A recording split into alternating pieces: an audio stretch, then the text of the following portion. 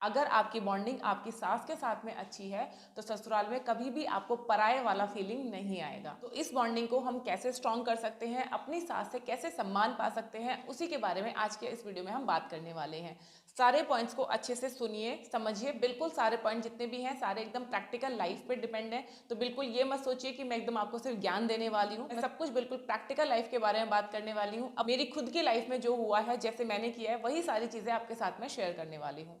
देखिए, जब हम ससुराल में आते हैं ना, तो जो एक सास होती है, भले ही उसमें 100 बुराइयां हैं, भले ही उसके बारे में बहुत उल्टी सीधी बातें हमें पीछे से सुना के समझा के भेजी जाती हैं कि सास है तो मतलब ऐसे रहना वैसे रहना, सास की ये बात मत मानना, ऐसे बात मानना, बहुत कुछ हमें समझा के भेजा जाता है। बट एक्चुअली जब हम ससुराल जाते हैं तो हमें एकदम न्यूट्रल माइंड से जाना चाहिए। कोई भी इमेज पहले से बना के नहीं रखनी चाहिए, बिकॉज ना तो सारी बहुएं एक जैसी होती हैं, ना ही सारी सास एक जैसी होती हैं। जरूरी नहीं है कि आपकी सहेली की सास या आपकी बहन की सास खराब है, उनकी बॉन्डिंग अच्छी नहीं है तो आपकी बॉन्डिंग भी अच्छी नहीं होगी। हर इंसान अलग है और हर इंसान के साथ में हर इंसान का कनेक्शन भी अलग है। अगर एक घर में 4 बहुएं हैं तो जरूरी नहीं है कि चारों की बॉन्डिंग सास के साथ में सेम होगी। जो जिसको जैसा सम्मान देगा वैसा ही सम्मान पाएगा। तो यहाँ अगर आप अपनी सास से सम्मान पाना चाहते हैं तो 5 पॉइंट पे आपको काम करना चाहिए। सबसे पहला पॉइंट, कभी भी अपनी सास को ये मत फील कराइए कि आप उस घर में आ गई हैं तो आप मालकिन हैं, उनका जो बेटा है वो सिर्फ आपका पति है। इस तरीके की बातें कभी भी उन्हें रियलाइज नहीं करानी चाहिए। ऐसी बातें हम कैसे रियलाइज कराते हैं? जानबूझ के नहीं कराते, लेकिन कई बार अनजाने में रियलाइज करा देते हैं। जैसे जैसे ही हस्बैंड घर में आएगा तो हम ये एक्सपेक्ट करते हैं कि बस अब ये मेरे साथ होना चाहिए, सिर्फ मुझसे बात करना चाहिए, सास के साथ या घर के जो अदर मेंबर है उनके साथ इसको टाइम स्पेंड नहीं करना चाहिए। जब हम इस तरीके की हरकतें करते हैं और इस चीज को अप्लाई करने के लिए अपने हस्बैंड को जो फोर्स करते हैं, और वो भी शायद कई बार हमें खुश रखने के लिए ये चीजें करते हैं कि बाकी लोगों से बात नहीं करते, सिर्फ हमसे बात करते हैं या हमारी बात को ज्यादा तवज्जो देते हैं, उस केस में सास को लगना शुरू हो जाता है कि आपने उनके बेटे को उनसे छीन लिया है। ये आपने जानबूझ के नहीं किया, लेकिन कई बार ऐसा हम अनइंटेंशनली कर देते हैं और यहीं से रिश्ते खराब होने की शुरुआत हो जाती है। तो आप अपनी तरफ से पूरी कोशिश कीजिए कि आपके जो हस्बैंड हैं वो अपनी माँ के साथ या घर के जो बाकी मेंबर हैं उनके साथ भी टाइम स्पेंड करें। ऐसा करने से आपकी ही इमेज अच्छी बनेगी। देखिए, एंड ऑफ द डे वो आपके हस्बैंड है, आपके साथ तो उन्होंने टाइम स्पेंड करना ही करना है, पूरी लाइफ स्पेंड करनी है। लेकिन तुरंत घर में आते के साथ ही ये जो होता है ना कैप्चर करने वाला चीज, ये आपको नहीं करनी है। दूसरा, आजकल बहुत सारे केसेस में ऐसा होता है कि जो लड़कियां होती हैं जो शादी करके जाती हैं, नई बहू होती हैं घर में, उनको ऐसा लगता है कि यार वो आज के ज़माने की है और उनकी सास जो है वो पुराने ज़माने की है, तो उनकी बॉन्डिंग नहीं मिलेगी, उनकी बातें वो एक दूसरे को नहीं समझा पाएंगे, समझ पाएंगे एक दूसरे को। इस चक्कर में वो बातें ही करना कम कर देते हैं। और इसका एक बहुत बड़ा कारण तो हमारा फ़ोन ही होता है। सबके पास फ़ोन है तो पूरा पूरा दिन मायके में अपनी सहेलियों से फ़ोन पे बातें करते रहते हैं। टाइम बचता है तो रील्स और वीडियोज़ वगैरह देखने में लगे रहते हैं। यानी कुल मिला के जो बात करना होता है, जो कन्वर्सेशन होता है सास बहू का, वो लगभग खत्म हो जाता है और बहुत ही लिमिटेड हो जाता है कि मतलब कुछ पूछना हुआ तो चले गए पूछने के लिए, नहीं तो पूरा पूरा दिन ना सास बहू की खबर ले रही है ना बहू सास की खबर ले रही है। जब आप एक दूसरे से बात ही नहीं कर रहे हैं, आपका कनेक्ट ही नहीं बन रहा है, तो फिर आप एक दूसरे को क्या तो सम्मान करोगे, क्या एक दूसरे को समझोगे और क्या एक दूसरे के सुख दुख में साथ में खड़े होगे। तो अगर आपकी सास आपसे बात कर रही है या नहीं कर रही है, दोनों ही केसेस में आपको जाके बात करना है। आप छोटे हो, उनकी बहू हो, उनके बच्चे के जैसे हो, तो अगर आप उनकी तरफ चले जाओगे, उनसे बात कर लोगे तो कोई प्रॉब्लम नहीं है। लेकिन फायदे बहुत हैं। जब हम बड़ों से बात करते हैं तो हम उनसे बहुत सारी चीजें सीखते हैं। जैसे कि हर घर के रिचुअल्स अलग होते हैं, फेस्टिवल मनाने का तरीका अलग होता है। किसी घर में कोई फेस्टिवल किसी तरीके से होता है, दूसरे घर में दूसरे तरीके से होता है। तो वो सारी चीजें आपको समझनी है, क्योंकि अब आगे की पूरी जिंदगी आपको उसी घर में, उन्हीं लोगों के साथ में, उसी कल्चर में, उन्हीं रिचुअल्स के साथ में बितानी है। तो सास से आप ज्यादा से ज्यादा बातें कीजिए, क्योंकि जो टाइम आपको आगे स्पेंड करना है उस घर में, उतना टाइम वो ऑलरेडी उस घर में स्पेंड कर चुकी हैं। आपसे बेटर सारे लोगों को जानती हैं, चाहे फिर वो आपके रिलेटिव हो, आपके खुद के हस्बैंड हो या घर के अदर मेंबर हो। तो जितना हो सके अपनी सास से बात कीजिए। बातें करने से ही आप दोनों एक दूसरे को ज्यादा अच्छे से समझ पाएंगे और अपनी बॉन्डिंग को स्ट्रांग बना पाएंगे।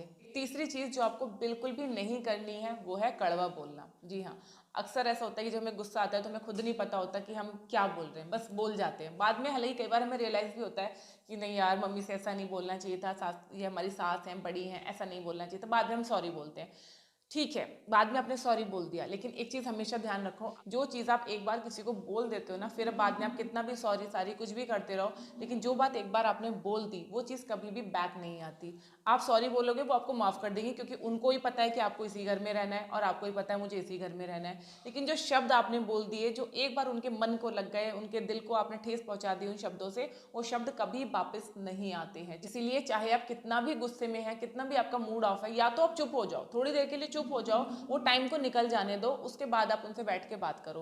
बिकॉज एक टाइम होता है जिसमें हमें गुस्सा आता है, उस टाइम पे अगर आपने खुद को शांत कर लिया, आप चुप हो गए, तो वो टाइम निकल जाएगा और फिर आप जब दिमाग से बात करोगे तो कभी भी आप उल्ट सुलट बात नहीं करोगे, कभी भी कोई गलत शब्द का इस्तेमाल नहीं करोगे। लेकिन जब गुस्से में आप बोलना जारी रखते हो तो कई बार आप अपने शब्दों की मर्यादा तोड़ देते हो, बहुत ज्यादा बोल जाते हो, गलत चीजें बोल जाते हो, जो कि आपके सम्मान को ही आपके ससुराल में अपनी सास की नजरों में खत्म कर देता है। तो कभी भी अपनी सास के सामने कड़वे शब्दों का इस्तेमाल, गलत शब्दों का इस्तेमाल ना करें।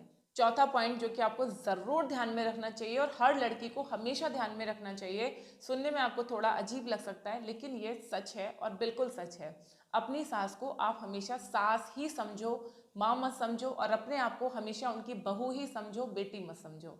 अब आप सोचोगे कि सब तो ये कहते हैं कि भाई अपनी सास को माँ समझो या सास को अपनी बहू को बेटी समझना चाहिए, तो मेरे हिसाब से ऐसा बिल्कुल भी आपको नहीं समझना चाहिए। देखो, जब आप बेटी होते हो ना तो अपनी माँ को आप कड़वा भी बोल दोगे या उनकी कोई बात नहीं भी मानोगे, टाइम पे नहीं भी उठोगे, टाइम पे खाना नहीं भी बनाओगे, मतलब कोई भी काम आप नहीं भी करोगे, कुछ गलत बोल भी दोगे ना तो भी वो सुन लेगी क्योंकि वो माँ है। लेकिन सास नहीं सुनेगी क्योंकि वो सास है, और आपको उनको सुनाना भी नहीं चाहिए क्योंकि आप उनकी बहू हो, बेटी नहीं हो।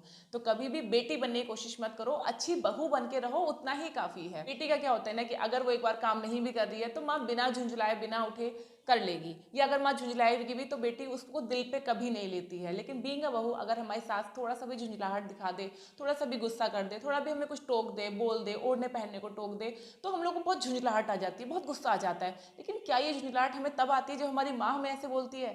कभी नहीं आती। हम उनको समझने की कोशिश करते हैं क्योंकि वो हमारी माँ है, लेकिन सास को हम समझने की कोशिश कम करते हैं और तुरंत ये मान लेते हैं ये सास है ना इसलिए मुझे ऐसा कर रही है। खुद की बेटी ऐसा करती तो शायद नहीं कहती। इसीलिए मैं कह रही हूँ, सास को सास ही समझो, उनकी बातों का सम्मान करो, जो वो कह रही हैं वो करने की कोशिश करो। ससुराल में हो तो जल्दी उठो, घर के काम जो बहू के काम होते हैं वो आप करने की कोशिश करो। इन्हीं चीज़ों से आपका सम्मान ससुराल में बनता है। उल्टा सीधा बोलने से, पलट के जवाब देने से, देर तक सोने से, या इस तरह की जितनी भी चीज़ें हैं वो चीज़ें करने से आपका सम्मान सिर्फ ससुराल में कम ही होता है। अगर आप चाहते हो कि आपका सम्मान बना रहे तो उस घर की आप बहू बनिए और अच्छी बहू बनने की कोशिश कीजिए। पांचवी गलती जो कि हमारे सम्मान को कम करती है, पॉइंट खासकर उनके लिए है जो नई नवेली दुल्हन है, अभी अभी शादी हुई है, अभी अभी ससुराल में आई है। देखिए होता क्या है, जब हम एक घर से दूसरे घर में शिफ्ट होते हैं तो हर घर के खाने पीने का जो तरीका है, खाने के जो टाइमिंग्स हैं, वो सब अलग अलग होते हैं। तो कई बार लड़कियां क्या करती हैं, ससुराल में जाके सब कुछ अपनी पसंद का बना के खाने लग जाती है। ये चीज़ ऐसे पसंद है तो मैं ऐसे ही बना के खाऊंगी, और उसके लिए वो अपनी सास को पूछना भी ज़रूरी नहीं समझती।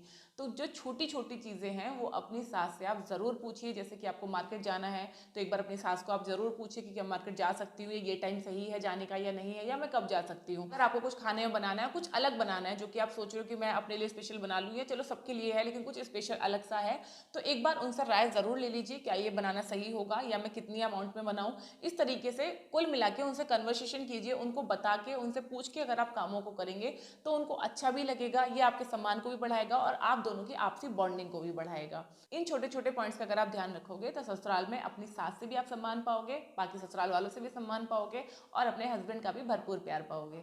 आई होप कि आपको ये पॉइंट जरूर पसंद आए होंगे। इस तरीके का और कंटेंट देखने के लिए चैनल को सब्सक्राइब कर लीजिए। चलिए मिलते हैं नेक्स्ट वीडियो में, तब तक के लिए नमस्ते।